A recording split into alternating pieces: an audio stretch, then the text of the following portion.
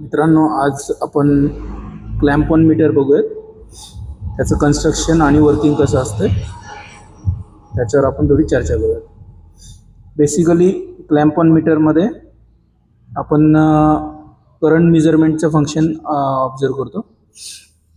आता इथे हा जो आहे हा ऑफ स्विच आहे. नंतर DC व्होल्टेज, पुढे AC व्होल्टेज, पुढे आपण फ्रिक्वेन्सी, पुढे कॅपॅसिटन्स. कॅपॅसिटन्ससाठी हे पॉझिटिव्ह निगेटिव्ह दोन टर्मिनल दिलेले आहेत. कॅपॅसिटन्ससाठी इथे पॉझिटिव्ह निगेटिव्ह टर्मिनल दिलेले आहेत. पुढे रेजिस्टन्स, पुढे करंट 40 एम्पियर्स, 400 एम्पियर्स, 1000 एम्पियर्स आणि ऑफ.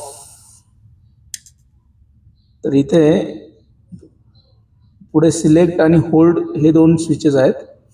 आपण समजा इथे होल्ड करू शकतो, बरोबर.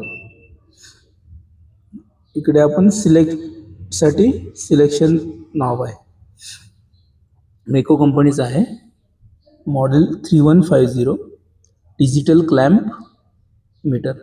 आता इकडे आपण याला अशा पद्धतीने केबलच्या अराउंड, केबल याच्या आतमध्ये इन्सर्ट करू शकतो इथे आणि करंट मेजर करू शकतो. इंडिकेशन्स इकडे दिसतं. ते इकडे याला ही कॉमन टर्मिनल पॉझिटिव्ह आणि हा फ्रिक्वेन्सीसाठी. तर हे असे पद्धतीने आपण हा करंट मेजरमेंट आणि बाकीचे पॅरामीटर्स, इलेक्ट्रिकल पॅरामीटर्स मेजर करण्यासाठी वापरू शकतो. इथे आपण त्याचं कन्स्ट्रक्शन बघूया थोडक्यात.